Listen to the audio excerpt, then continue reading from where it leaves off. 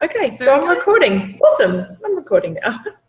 Okay, fantastic. Yay! So legals, this is exciting because this is something that I think that so many people don't even, because it's something they're not familiar with, they're just not even on their wavelength to even think about it. And on top of that, a lot of people when they're first starting out are almost in the headspace of, you know, am I doing a business or is it just a hobby? And, you know, until they kind of grow into the fact that they realize, oh, right, okay, I've got a business here, baby, and I need to know what I need to do. And it's kind of like tax stuff or superannuation, all those sorts of things. We don't know what we don't know. And so it's really great to have you today to be able to talk to everyone and explain some more of that. But before we start, why don't we start out with who's Michelle? Like, why don't you tell us a bit of your journey and kind of what got you to where you are today? Sure. So it's wonderful to be here. It's part of my mission to prove to people that not all lawyers are scary. Some of us work in fairyland. Yeah, so I started out wanting to be a writer. And as a kid, whenever anyone asked me what I was going to do when I grew up, it was always, I'm going to write stories. But over the years, from quite a little kid, I had it drummed into me by people. Every time I said that, they'd say, oh, writing's not a real job. You need something solid that you can rely on.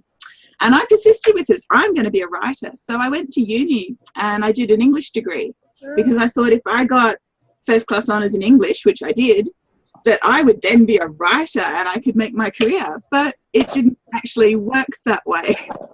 So I found myself with quite a high academic degree and a high academic degree that was not bringing in any money and I couldn't find a job for. Yeah. So I suddenly thought, well, maybe everyone was right all those years. Maybe I need a real job. So I started doing law and I got first class honours in law and I still didn't have a real job because by that stage I also had 2 young children and I was determined to homeschool them.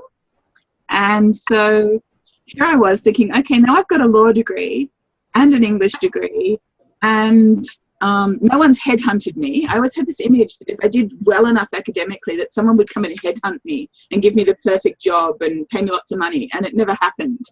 So here I was thinking, okay, I've got all of this head cram full of knowledge. What am I going to do with it? And I basically accepted a very low-paid dog's body type job with the local law firm where they gave me a whole pile of freedom to do things my way and to work from home in return for paying me an absolute pittance. Yeah. So, and charging a lot for my services. So they were getting a great deal. I was getting, at least I was surviving. And that continued for 6 years or so until I finally decided I got to the point where I just couldn't take it anymore. And I said, right, this is it. And I went back to uni and I got, I did my master's degree and I got my master's with honours in mediation, alternative dispute resolution. I thought, right, now I'm going to be a mediator. I'm going to ditch the law. I'm going to go be a mediator, solve everybody's problems, not by me solving them. I'm going to show them how they can solve their own problems and work it all out. And I sat here and my mediation, my master's didn't actually give me the mediation accreditation. So I went and did a family dispute resolution practitioner's course, which gave me full qualifications as a mediator and as a family dispute resolution practitioner. And then I set up my mediation business, put the website out there, told everyone I was here and answered the phone. And every time I would answer the phone, it was someone wanting family dispute resolution but not having enough money to pay for it. Yeah. So I was spending all my time acting as a free referral service with the local family relationship centre. Here's their number. Go call them. You know, you'll have a 6-month waiting list, but at least you won't have to pay anything. Yes. And then that's when I found entrepreneurs. Yeah. And I found on Facebook. Yeah. And that was about a year ago, just over a year ago. Wow. And I have had so much fun since then. It's been life-changing.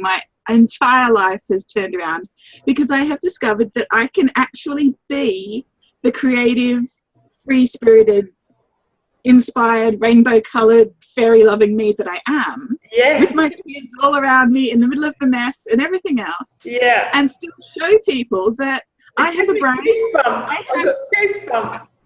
I have done years and years and years of study to fill this head with stuff to help people, and I finally found the people who want me to help them. And I'm crying because I am so excited that this has finally all come together.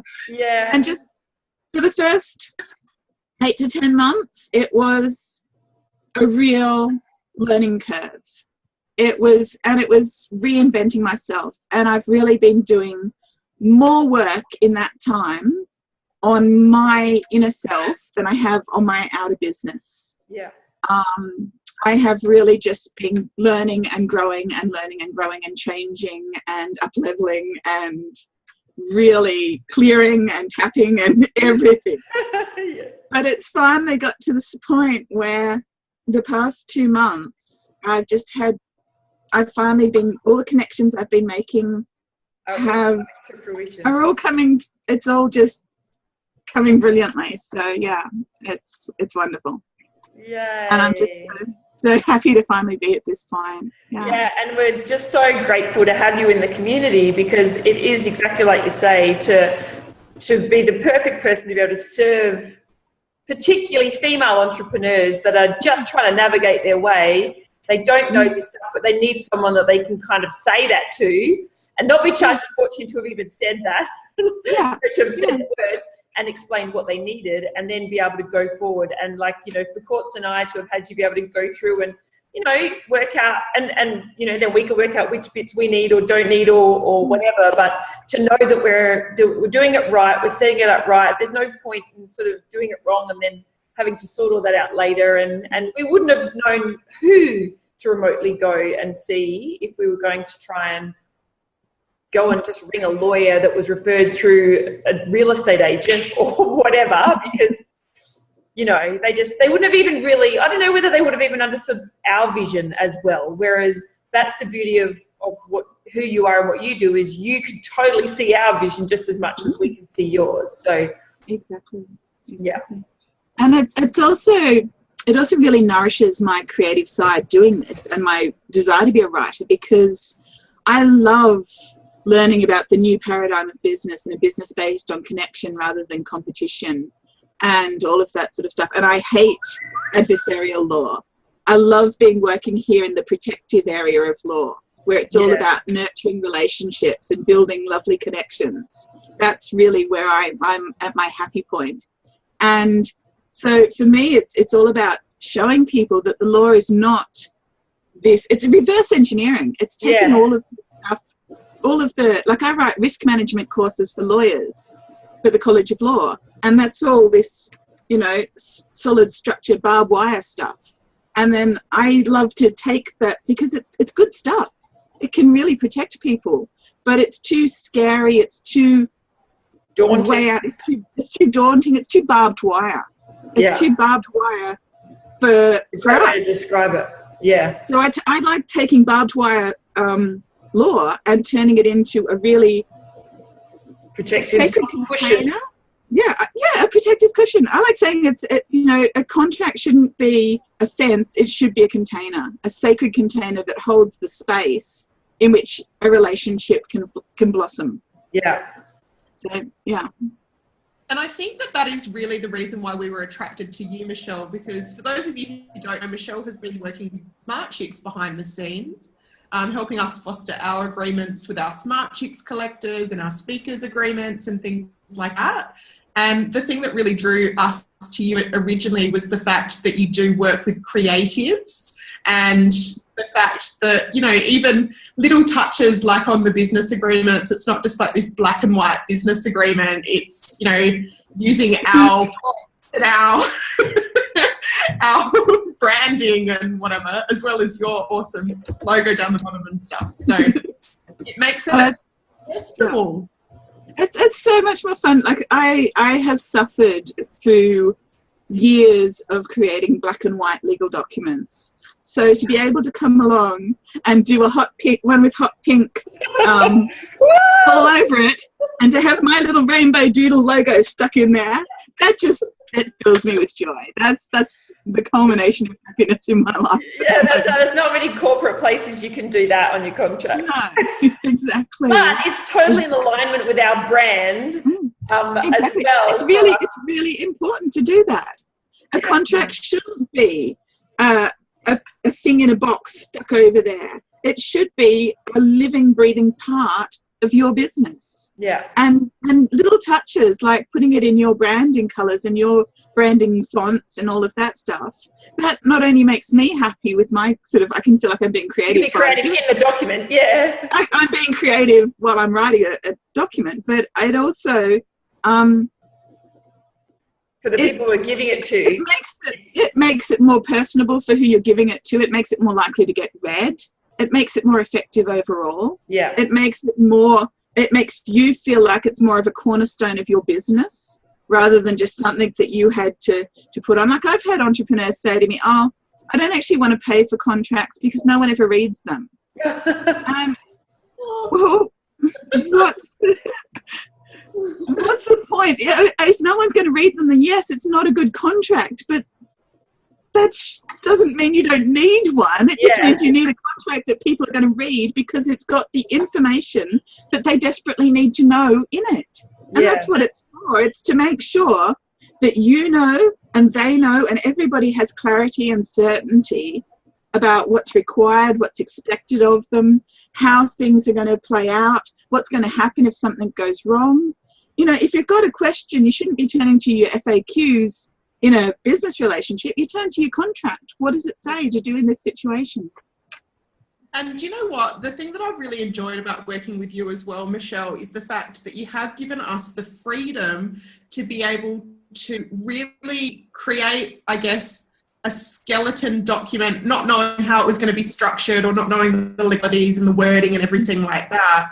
But you have really encouraged us to sit down together and really have a think about, you know, what do we want to achieve in this relationship and what every possible kind of scenario that we could think of that may go wrong, would go right, all the different types of relationships we might have with the Smart Chicks collectors, for example. And, you know, it really forced us to sit down and have a think about our own business. And then you've come along like this magical fairy and created work into this amazing document that has some legal things. Yeah, that's what it. I know the law. I've poured that into me. I know what legal requirements are. You guys know your business, so I can write the structure. But if I don't have the content, it's just going to be a bland, boring template that's generic that has no relationship to your business. We've got to connect the structure that I know with the content that you know and mesh them into one agreement that really serves your needs. Yeah. And I love that you, like Court said, that you allowed us to do as much as we wanted to try and do and put together, because obviously you're not there to try and rip people off. And if people have no idea and they just need you to do everything and then come back to them and then they can tweak or give you feedback from there, that's fine. But you allowed us to, you know, we had sort of some contracts, like our coach had given us one that, so we had sort of a basis of stuff. So obviously the more we can write and put together that you can then go through, it's going to take you less time. So there's less work for you to do there, but you can still do what needs to be done. So some of it we needed you to kind of do most of it. Other things we were able to put some things into place. And so it's just perfect way for us to be able to work together. So you give the entrepreneur the freedom to be able to do that as well, which is great. When I started talking to business coaches, a lot of them said, why aren't you creating packages of templates? And I thought about that really seriously. Why aren't I creating packages of templates? This is what I should be doing. This is what all these respected business coaches are telling me to do. Yeah. And it was soul destroying to think of that. Yeah. I couldn't do it. I couldn't put out these bland templates. But then I really thought, okay, but people need to know what that structure is. And I love DIY. I DIY everything. Yeah. So I wanted to enable everyone else to DIY if that's what they needed to do. If that's what I've been in situations where I could not afford help with my website or help with my graphics.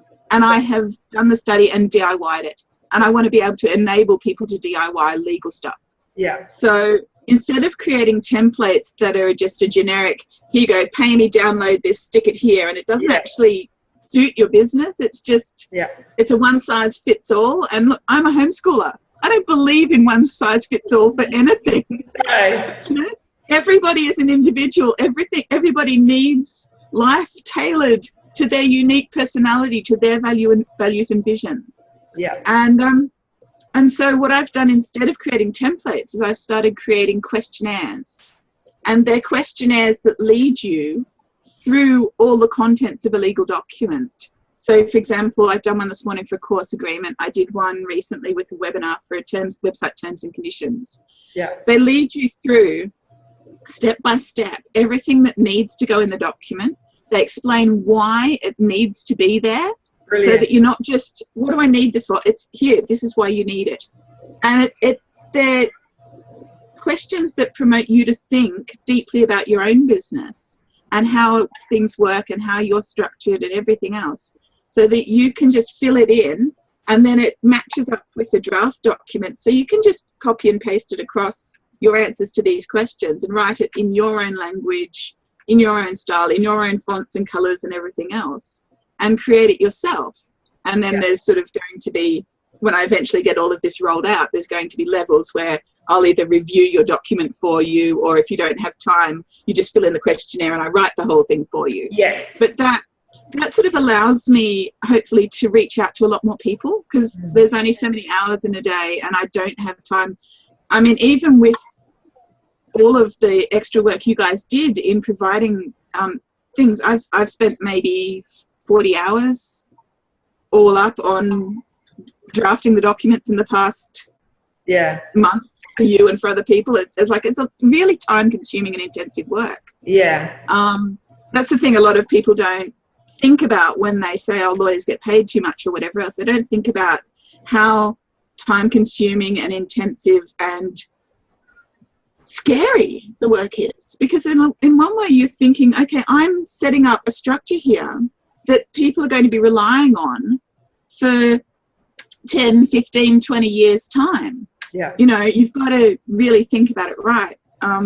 Think about getting it right. Think about all the possibilities yourself, and be really careful in how you're doing the work. So that those questionnaires are really where I'm going for the future, and where I'm really excited about, because they're making my job easier, as well as extending the people I can reach, and hopefully making life and legals a lot easier and more fun for more people. Yeah, definitely. More people can give you a lot more of the information, answer a lot more of the questions, and enable you to be able to speed up what it would normally take you to do it, for sure. That's great. I think that one-to-many is a good strategy as well, you know. It really is. So tell us, with you, what is the process? Do you have a website? Do you prefer being contacted through Facebook? What does that kind of look like for you? So yeah, I've got a website. It's michellewhitehead.com.au is my website. You'll see it's not, if you're expecting a traditional lawyer's website, then you're going to in for a surprise, because it's not. It's covered in rainbow doodles and my drawings and all sorts of stuff and storytelling and such. That's got my a bit of my philosophy on it. There's a blog that to date has not been very active, but I'm getting into updating that more often. There's my calendar on the legal page. There's a calendar where you can just book a 30-minute consultation with me. You can also get me at Facebook in numerous ways. I regularly check my filtered messages, so just send me a message and I'll find you. I'm active in numerous groups. You can just ask me a question, and if I know the answer, you won't be able to stop it pouring out. I'll answer it. I'm not one of those lawyers who thinks knowledge should be locked up in a vault and paid for. You know, I'll give it to you if I've got it, and I can do it that quickly. I've got my Facebook page, which is I think it's Michelle Whitehead AU is my Facebook page, and I've got my Business Serenity Facebook group. where I love that group. Yeah. Yeah, it's awesome. well, you guys did such a wonderful job of helping me kickstart the themes for it. I was waiting there, and then you came along and told me to get some themes together, and I did, and now it's zooming along. So that's wonderful. Actually, do you want to just type your group into the chat so that everyone that's online at least can see that? Because I would encourage everybody to jump in and join the group. And that's obviously a great place to know that you're going to reach Michelle to be able to ask any questions here and there and be able to set up a time. Because for some people, their business isn't yet at a point that they need to really seriously think about it, but they will get to a point where they probably will want to do some of that. So that's great.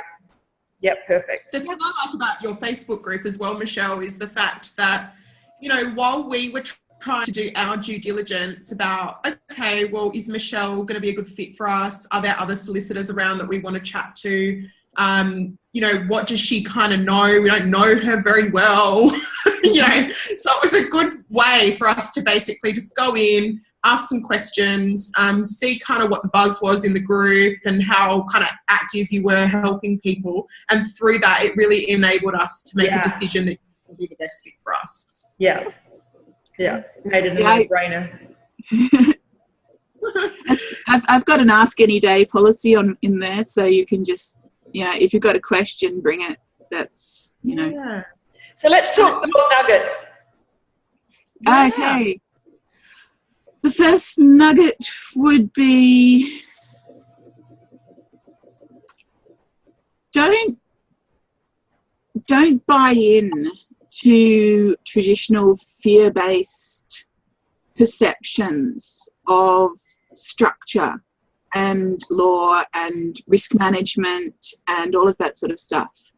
There is real wisdom in there that if you reverse engineer it, if you look at what it's actually trying to do instead of the way they do it, you can really protect your business and get solid foundations. I always say, as entrepreneurs, we're told to just do it, to just get it out there, get it out there, get it out there. And we build these gorgeous castles in the air. And then we get to a point where we're ready to start expanding, and we suddenly think, my castle is not built on solid ground. It's a castle in the air. It's shaky. The foundations are unstable. But getting those solid foundations underneath your castle in the air is what is going to help you to survive and thrive. Yeah. It's what's going to take you past that 10-year tipping point or 3-year tipping point that small businesses fail at. Yeah. And it's really that solid foundations that's going to get you there. And the other nugget would probably be, don't sit on your fear. Don't suppress it. Because I think it's being the fairy tale writer person that I am, I talk in metaphor. So it's the dragons in the cave, and the dragons in your cave, the more you keep a dragon in a cave, the scarier it's going to be. If you can just see the whiffs of smoke coming out of the dark, scary cave, then you're going to be scared of it forever. It's going to hold you back. It's going to paralyze you. It's going to cause your subconscious mind to sabotage your plans in an attempt to rescue you. Yeah. If you get that dragon out of the cave and actually look at it and get curious about it and start noticing how beautiful the sun is and it glitters off its scales, and really get curious about, what does this dragon mean to me? What is it? Half the time you'll find it's an upper level limiting belief that you can just let fly away. And the other half of the time, you're going to find this is actually a warning for me. This is a real world problem that I need to take some action on. Yeah. And that's the point, taking the action on finding out, okay, where can this affect me? What do I need to do about it? And really educating yourself, finding the help you need and the support you need at that time about those real world problems, and sifting out the limiting beliefs from those real world problems. That's what makes a big difference too in your long-term survivability. Yeah, absolutely. And do you know what? It's actually, I think, even if we're talking about the business agreements for Smart Chicks, for example, we have felt so much more confident in really what is the partnership, what is that, what is our role, what is their role, how do they get paid, why are we paying them, what is the culture of Smart Chicks, how can they be extremely aware of our brand and our branding, what is a deal breaker, what is not a deal breaker. For us to have really clear boundaries about that, it just makes us feel really excited to go out and talk to people and show them, like, this is what we do, we want to work with you. Yeah. So, yeah. That's one thing. Yeah, absolutely. That's one thing I was going to say, like where Michelle talks about, the dragon in the cave. It's true. If you actually, knowledge is power, and it's exciting because when you actually then understand how it works and you've got, you get it, then you can go on stronger than if you kind of find out because you're afraid of what you'll find out. So, yeah. For sure. And you said at the start that some people they weren't ready to go into legals because they still weren't sure if they had a business or a hobby. And I would think that it's my contention that getting your legals in place, getting your risk management sorted, and I've been told by coach after coach, don't say the words risk management. Don't do it. And I've got a risk management course that in the next 2 years I'm going to launch, but I'm not going to do it until I've said risk management enough times that I don't have it anymore. You're just used to me banging on about it. But getting that stuff sorted is really the most important, or is not the most important, because I believe the inner stuff is so important too, but is an incredibly important and integral part of stepping up from being a hobbyist to being the CEO of your business. Yeah. And really understanding what it means to be that CEO, because it helps you explore every aspect of your business and really get comfortable. Like there's no dark corners where the spiders or the snakes could be hiding. Yes. You know every aspect of your business and you are comfortable and shining your light and at home in every bit of it. Yeah. And that's the sort of serenity that my mission is to bring to people. Yeah, that's exciting. That's really exciting. The other thing that I wanted to let these guys know about as well is that I did notice on your website that you do offer to chat to people for sort of 15 minutes to 30 minutes to see if you are a good fit for them and for them to run past where they're at in their business to see if it is time to keep going. So that's probably worth mentioning as well. Yeah. Absolutely. The link that's there to book on my website for the book and initial consultation, that's just a 30-minute free chat, no obligation. Yeah. I love chatting to entrepreneurs. It's my favorite thing to do. So. Awesome. So tell us, Michelle, do you have an offer that you wanted to offer to the Smart Chick? And then further on from that, did you have something that was kind of like an even sneaky special offer for the members that's a little bit even sneakier and more special? I sure do. So in October, on October the 10th, the fees that the government charges for trademarking are going to go down. Great. And so as of the 10th of November, it will cost you $330 per trademark per class to register a trademark. Now, I generally recommend for most entrepreneurs that you register your trademark in 1 to 3 classes. A class is an area of operations. So, for example, it might be courses and then you might want to have it, face-to-face course presentation and such, and then you might have another class that's covers the printed materials that you create, and then you might have another class that does coaching services and things like that. So the classes are complicated, so I'm not going to go into it now, but yeah, I do recommend 1 to 3 classes.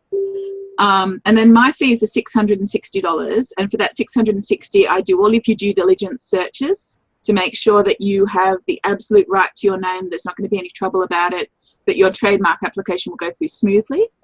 I give you advice on the relevant classes. I prepare the actual trademark application for you.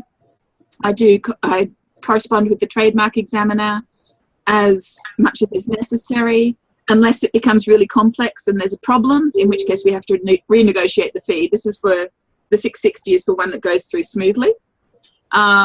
I answer any small objections that pop up, and then I see you right through to registration. So Awesome. yeah, so $660 for my fees for 1 to 3 trademarks, and then $330 per class. 1 trademark 1 in to 1 3 to categories. classes. Yeah. And then $330 per class for the actual registration fees. Yeah. And after you've got that, after you've been through that, that's your trademark. You've got an exclusive right to use that trademark and stop other people using it for 10 years. And after 10 years, it's a $400 renewal fee. Okay, cool. And that's just in Australia, isn't it? That's just in Australia, yeah. Yeah. I can advise you on registering trademarks overseas, and I can hold your hand and walk you through it if you want to try one of the many do-it-yourself sites that are out there. Or I can tell you that you should go and find someone in the jurisdiction to talk to. Yeah. Because trademark law is different in different jurisdictions. So yeah. Right. So it's $660, and then it's $330 per category. Like just application. So for example, if you did the full if you took full advantage of my fees and got your trademark, got the $660 for one trademark in 3 classes. Yep. And then it would be $990 for the government fee. Yes. Yeah. That's fantastic. So, and trademarking is definitely something that we've been chatting to Michelle about behind the scenes for our, where we're headed potentially. Yes. I'm telling everyone, don't do anything until the 10th of October, because wait till the fees go down. Yeah, that's right. Absolutely. And then it used to be $500 per class. So it's going from $500 down to $330 for the government fees. Yeah. Awesome. That's a good reduction. And you had another sneaky offer. Yes. I recently did, back in July, I did a webinar on website terms and conditions. And to go with that, I developed the website terms and conditions questionnaire and draft document, the whole DIY package. I'm going to be soon listing that on my website for $110. And I'm offering that to the Smart Chicks for $55. It's a full do-it-yourself website terms and conditions package. It will walk you through everything you need. And if you jump into my group and ask questions, if you can't quite get something, I'll work on the wording with you and we'll get it sorted. Awesome. That's great. Particularly for a lot of businesses that are just, I sell this product. Yeah. If you're selling anything, any kind of service or goods in Australia or to Australians, then you must have website terms and conditions that have a refund policy and all of the other stuff involved. Otherwise, ASIC can chase you down. Yeah. They don't do it very often, but they can. Yeah. I don't want to be a fearmonger. I don't want to say, buy my product or ASIC will come and get you. No. But yeah, you have to realise that it is a legal requirement that you have a refunds policy clearly available. And I'll even throw in my privacy policy stuff for an extra $20, which is the same thing for a privacy policy. Awesome. Yeah, and that's really good to educate everyone else, for people that are particularly building their own website. Like if they're doing a do-it-yourself website, they need to know about that. If they're going, or even if you've got a web designer, if you've got your own do-it-yourself, if you've got your own terms and conditions all written out, and you can just hand it to your web designer and say, here, put these up on my site. That's a lot better when you've gone through the questionnaires and you've written it specifically for your own business than just grabbing one off a generic template site. Yeah. Because it's going to be fully tailored. You're going to know what every word of that document means, and you're going to stand behind that. Yeah. Whereas if you've just got a generic template that you've grabbed from anywhere, you're always going to be wondering, have I made a mistake? Is this enough? Is this the wrong thing? Does it actually relate to me? And there's a possibility for bad mistakes to occur. Like if you grab one from overseas and it says this, and you don't read it properly, and it says that this agreement is governed under the jurisdiction of California, and then there's a dispute with one of your products, and you suddenly have to fly to California to defend. You and the client both have to go to California. It's not going to work. They'll throw it out of court. That's right. So, yeah. Awesome. Okay. Thank you so much, Michelle. We've really enjoyed talking to you. I just wanted to take you through. There's a guy mowing my lawn, so I apologise if it's a bit loud. He's just turned up. But Adair has just said that, you've got an awesome story. She loves it. Cassie's really proud. Like she said, you're standing in your power, honey. Danielle has said that trust is way more important than money. That was earlier on in the interview. And there's a whole new paradigm on legal Absolutely. from Adair. And so lots of brilliance, excitement. Here it is. Loving your story, feeling your passion. So everyone's really loved chatting to you. Yeah. That's wonderful. Brilliant. That's great.